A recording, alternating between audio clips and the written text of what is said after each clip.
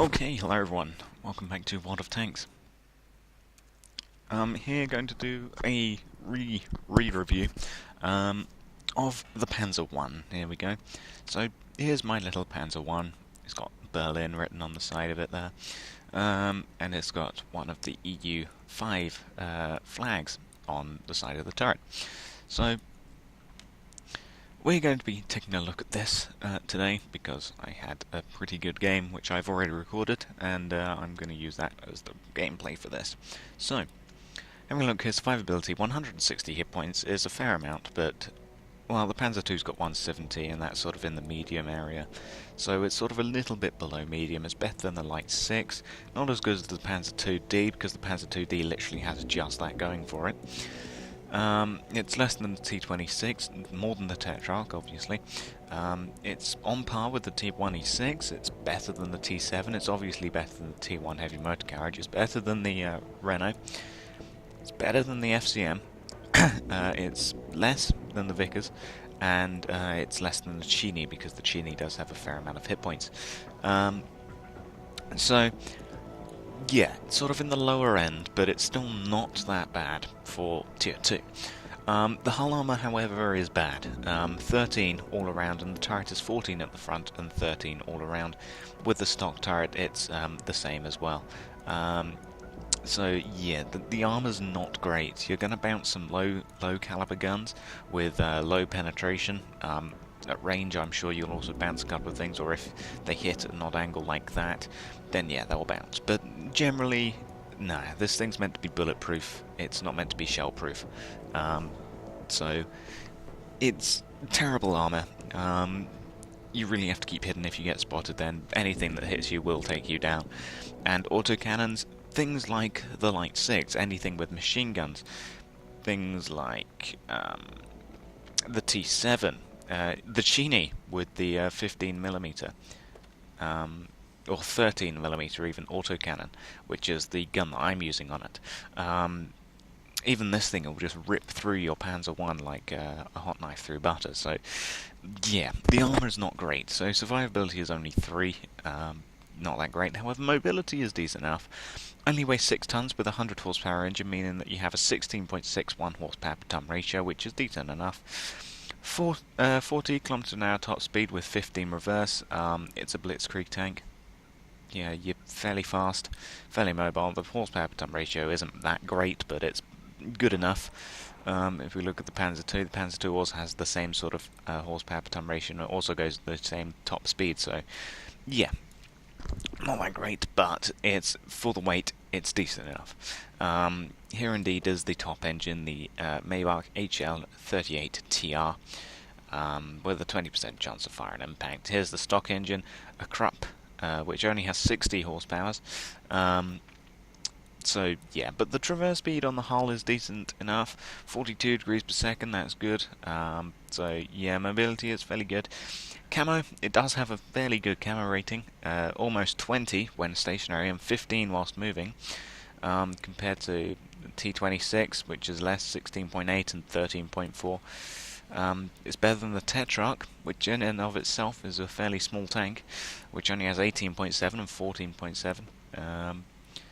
It's better than the Panzer II. It's not as good as the Universal Carrier because look at this thing, it's tiny. And it's a tank destroyer, so it gets camo bonuses. But yeah, it is fairly well hidden. It's good at concealment. As for spotting, 360 meters view range is, yeah, that's alright. Only at Tier 2 I have random bonuses such as coated optics and binos. 317 meters signal range isn't that good. The Fug 5 radio, not that great. So yeah, it doesn't have that great of a radio range. So yeah, but then again, only Tier 2, nobody really knows what they're doing, so you can forgive it at Tier 2. Now we move on to the firepower. Now, starting off with the turret traverse, which is only 24.52. As you can see, here it is, 24 degrees per second, traverse range, 320 meters, view range, 600 weight. And that's not that great. That's a pretty slow traverse speed. That's like heavy tank, that sort of high tier heavy tank, traverse speed. So that's not that great. Um, and this is the gun that it gets, the top gun. These are the two stock guns that you'll have. The 2 cm Kampfwagen Cannon 30 and Kampfwagen Cannon 38, but this is the gun that you'll be using, which is the 2 cm Breda I. It's 20 mm, it has 12 shells in the magazine. Reloads each shell in 0.25, and then a 3.1 second time for complete loading. Although I do have one of these, a improved vents class 1, so yeah. So I do reload in, what does that say, 303, I think that says. So yeah, there's that. But so yeah, 3.1 second time for complete loading, which is, man, that's decent enough. 30 average pen isn't that great. 47 with APCR, but 30 average pen, you're going to struggle getting through things. It's definitely not as bad as the Panzer II-D, but it's still not that great. 11 average damage, yeah, that's alright. It's 2 cm autocannon.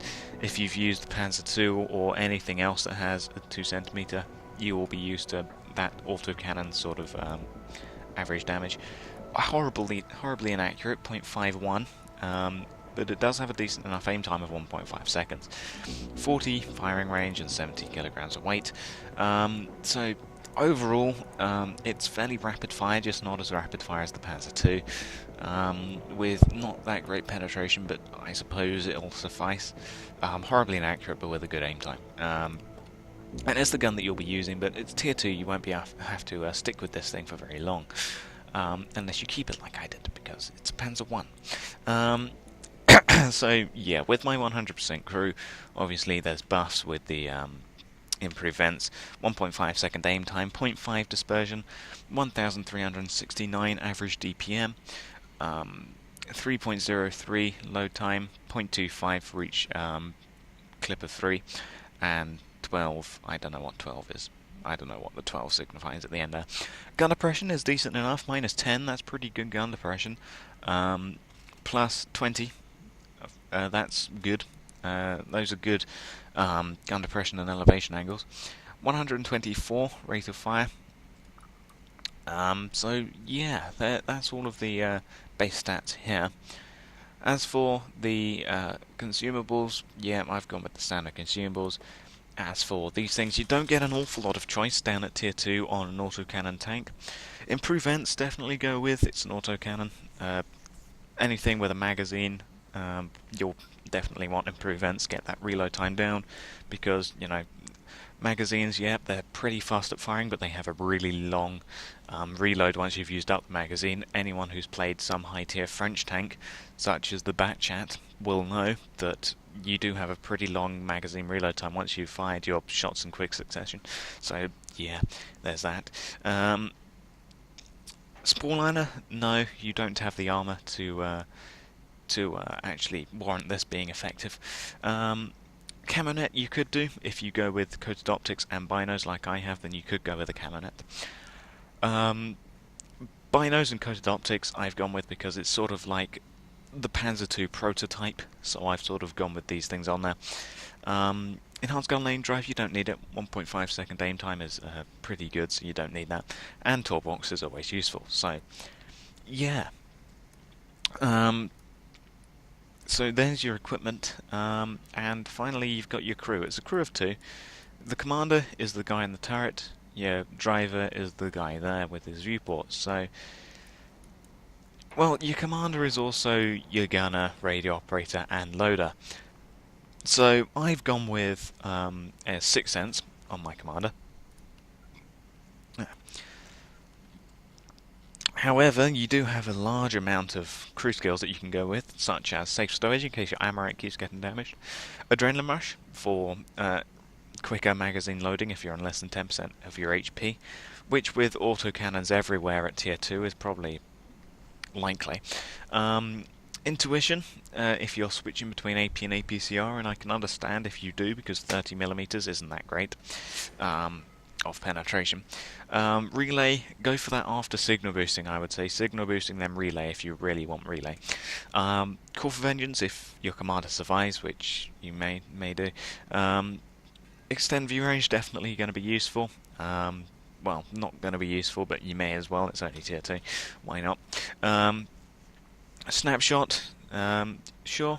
Your gun is fairly inaccurate, but your turret doesn't traverse that quick. So you could go a snapshot if you want. But, Deadeye, definitely going to be useful with 30mm of penetration. Plus, you're an autocannon, getting all those module and crew damages. Going to be useful. Improve accuracy of a damaged gun. Armorer, probably not. But then again, your gun is horribly inaccurate anyway, 0.51. So yeah, I'm not too sure. It's up to you really if you want to go with that. Designate target is always useful. Means that you could get some more bursts of fire on target. Yeah. Eagle Eye is also always useful. Go with that if you want. Jack of all trades if you want. I'd say that there's a lot more things that would probably benefit you more than Jack of all trades, for sure. Recon to extend view range, definitely useful. Mentor, I don't see the point in. Then you've got your common skills, and the reason that I'm going with Sixth Sense on the Panzer I is because, well, you're thinly armoured, and if you get spotted, you're gonna die. So Sixth Sense is gonna be useful for this tank to see when you're spotted. Then you've got your driver, who luckily only has to be the driver. So I'm going with off-road driving, because clutch braking, you do have a decent enough traverse speed, hull traverse speed, so you don't really need that. So I'm going with off-road driving because off-road driving. Preventive maintenance in case you keep getting set on fire. Smooth ride, increase accuracy when firing on the move, you could do, but then again you're horribly accurate even when you're stationary, so yeah. Controlled impact if you're ramming people, not really. Why are you ramming people in a tank that only has 13mm of frontal hull armor? Why? Then you've just got your common skills. So yeah, it's a crew of 2. You would probably want to switch out maybe the small repair kit or the fire extinguisher for another first aid kit, because, well, once both your crew are knocked out, there goes your tank.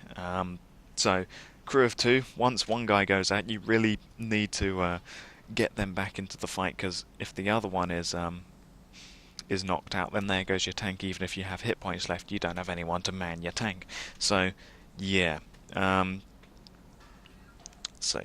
that's why you carry around at least one first aid kit in this tank.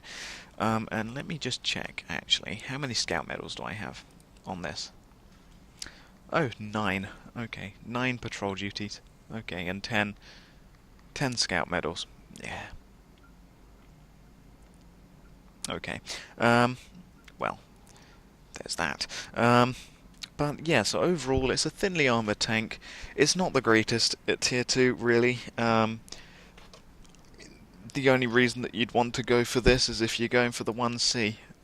So yeah, there's that.